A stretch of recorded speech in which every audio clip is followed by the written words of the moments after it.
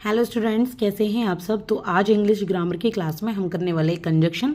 तो अगर आप कोई भी एग्जाम की तैयारी कर रहे हो, चाहे वो टीचिंग एग्जाम हो, चाहे नॉन टीचिंग एग्जाम, चाहे सिविल सर्विसेज हो, जहां पर भी इंग्लिश ग्रामर पूछा जाता है, प्लेलिस्ट अवेलेबल है। बहुत ही सिंपल तरीके से जैसे आप लोग पढ़ते हैं, बिल्कुल वैसे तरीके से समझ कर डायरेक्टली फ्रॉम द बुक आप यहाँ से पढ़ाई कर सकते हैं।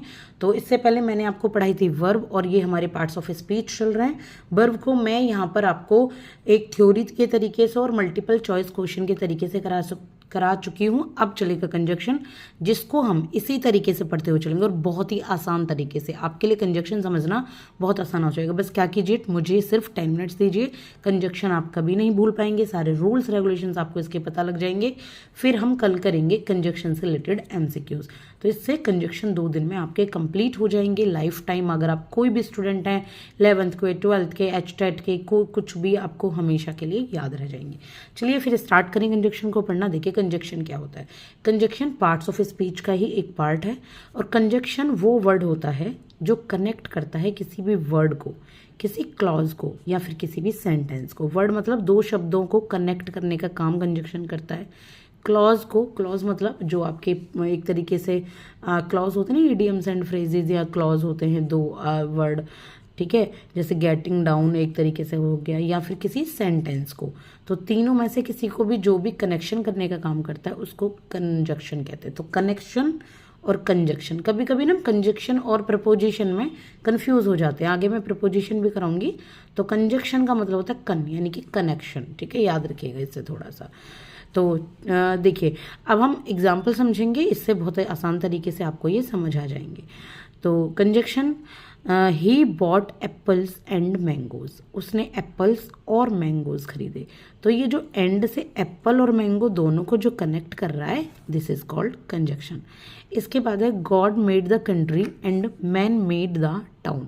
गॉड ने कंट्री बनाई, ये एक सेंटेंस है, एंड और आदमी ने टाउन यानी कि शहर बसाए, कस्बे बसाए। तो ये हो गया आपका ये भी कंजक्शन किससे, एंड से जुड़ा। तो ये तो एंड वाले हो गए। एंड वाले बहुत ज़्यादा पूछे जाते हैं।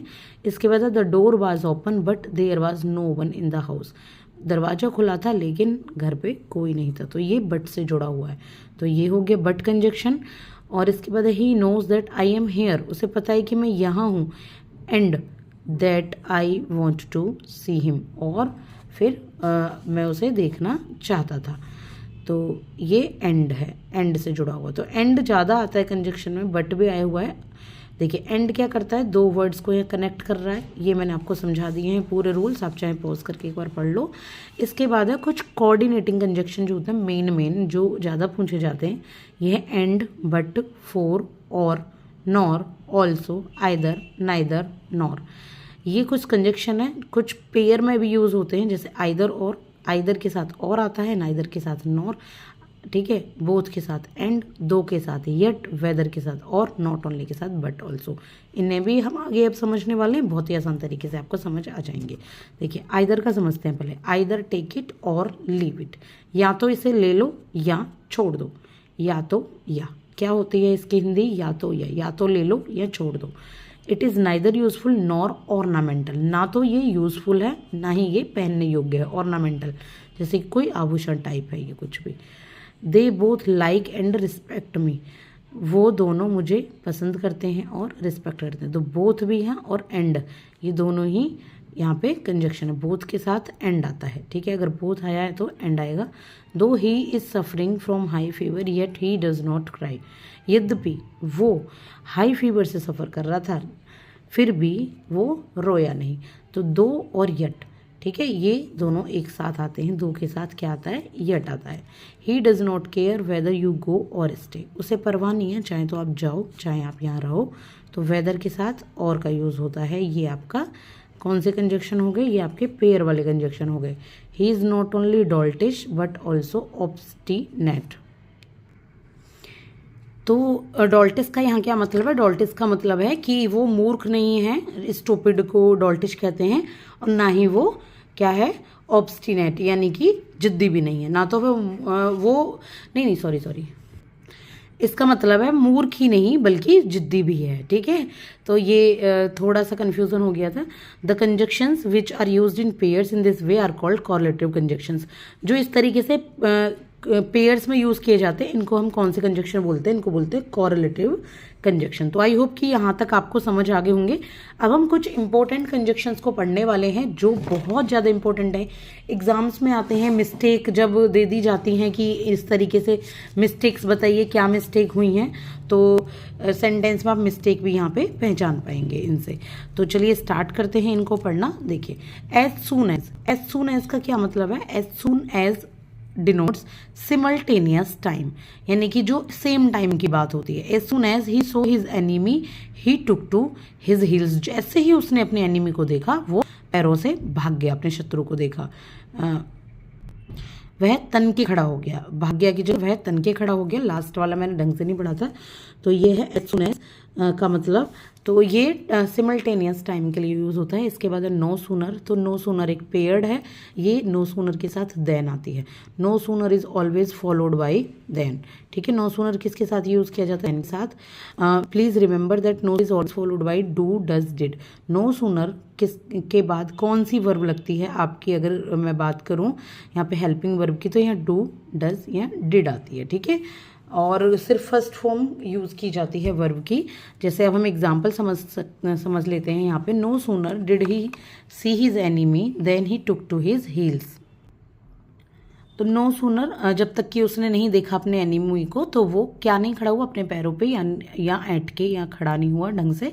तो ये नो सूनर के साथ क्या आएगा आपका? यहाँ पे आएगा देन। तो इसके बाद है हार्डली। तो hardly is followed by when. Hardly किसके द्वारा फॉलो किया जाता है? व्हेन के द्वारा। तो देखेंगे एग्जाम्पल इसका हार्डली का। Hardly had I left the house when it started raining. Hardly मैं घर से निकल ही पाया था कि रेनिंग स्टार्ट हो गई। तो यहाँ पे हार्डली के साथ व्हेन का यूज हुआ है, ठीक है। और हार्डली कभी भी देन के साथ फॉलो नहीं किया जाता, ये भी आप यूज रखिएगा। इसके बाद है अनलेस। तो जो अनलेस है वो एक कंडीशन को बताता है, जब तक कि ना। अनलेस की हिंदी होती है जब तक कि ना, नेगेटिव सेंस में यूज होता है। अनलेस यू लेवर hard you will not pass. जब तक तुम बहुत ज़्यादा हार्ड वर्क नहीं करोगे तुम पास नहीं हो पाओगे, ठीक है। तो ये जब तक कि ना के लिए ये अनलेस का यूज़ किया जाता है। और अनलेस के साथ यहाँ पे ऐसे लगता है ना कि यहाँ पे अनलेस यू लेवर हार्ड, तो अनलेस का मतलब यहाँ ना जरूर लगाना, जब तक कि ना। अनटिल टाइम को एक्सप्रेस करता है। इट मीन्स इसका मतलब होता है टिल नॉट, ठीक है। ये भी जब तक, इसका मतलब होता है जब तक। Wait here until I return, यहाँ इंतजार करो जब तक कि मैं लौट के ना आ जाऊँ। तो यहाँ अनलेस का मतलब यहाँ पे अनटिल का मतलब थोड़ा टाइम से रिलेटेड है। अनलेस का मतलब यहाँ थोड़ा सा एक सिचुएशन से रिलेटेड हो जाता है। अब इसके बाद यहाँ पे एज वेल एज। तो एज वेल एज में क्या होता है? दो सब्जेक्ट ज्वाइन किए जाते हैं एक साथ। Teacher as well as student is playing. Teacher और साथ के साथ स्टूडेंट भी खेल रहे हैं। Teacher as well as teachers are, students as well as teachers are playing. इसका ये मतलब ये होता है, ठीक है। बोथ और एज वेल एज ये एक साथ कभी नहीं आते, क्योंकि एज वेल एज का मतलब ही दो जना होता है, तो बोथ का मतलब ही दो चीज़ होती हैं, ठीक है। Both Sita as well as Kanta are beautiful, ये इनकरेक्ट है, ठीक है। Sita as well as Kanta is beautiful आएगा, या फिर both Sita and Kanta are beautiful आएगा। अब है एज और इफ। तो जो एज और इफ है वो कब यूज़ किया जाता है? वो यूज़ किया जाता है प्री इंटेंशन में, पहले से ही किसी चीज़ में। जैसे कि he talks as if he were mad, ठीक है। वो ऐसे बात करता है जैसे कि वो पागल हो गया हो। तो इस तरीके से यूज़। टिल एक्सप्रेस करता है टाइम को। रेदर देन यूज़ होता है प्रेफरेंस के लिए, ठीक है। Rather than, I would rather die than submit. मैं मर जाना पसंद करूँगा। सबमिट यानी कि अपने आप को यहाँ पे वो कहते हैं ना, सबमिट कर दो खुद को। हिंदी में क्या कहते हैं, थोड़ा मूवी वाली लाइन होती है कि खुद हथियार डाल दो टाइप, कुछ ये होता है। As long as, so long as both expresses time during which an action और इवेंट टू टेक प्लेस, ठीक है। As long as there is no there is, जब तक की लाइफ है, मतलब जितनी लाइफ है उतनी होप होती है। हाउ एवर कोऑर्डिनेट करता है यहाँ पे। Mala work hard she however failed. Mala ने बहुत मेहनत की, हालांकि वो फेल हो गई। तो हालांकि वगैरह जो होता है ये हाउ एवर के लिए यूज़ होता है। सच एज बिल्कुल ऐसे सेंस देता है जैसे कि लाइक हो। लाइक कहते हैं life such puzzle as can not be solve. Life ऐसी पजल है जो सॉल्व नहीं की जा सकती। तो ऐसे के लिए सच इसका यूज किया जा सकता है। तो ये मैंने आपको बस कंजक्शन बताएं, थोड़े इंपॉर्टेंट वाले कंजक्शंस जो भी होते हैं कैसे होते हैं, एक बार आप वीडियो पॉज करके पढ़ भी सकते हैं।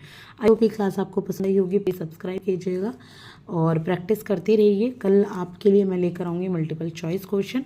तो कंजक्शन की तैयारी हम उनसे करेंगे, मेन तैयारी वही होगी, ठीक है, क्योंकि एग्जाम में उसी तरीके से पूछे जाते हैं, तो समझ कर हम करने वाले हैं। Thank you.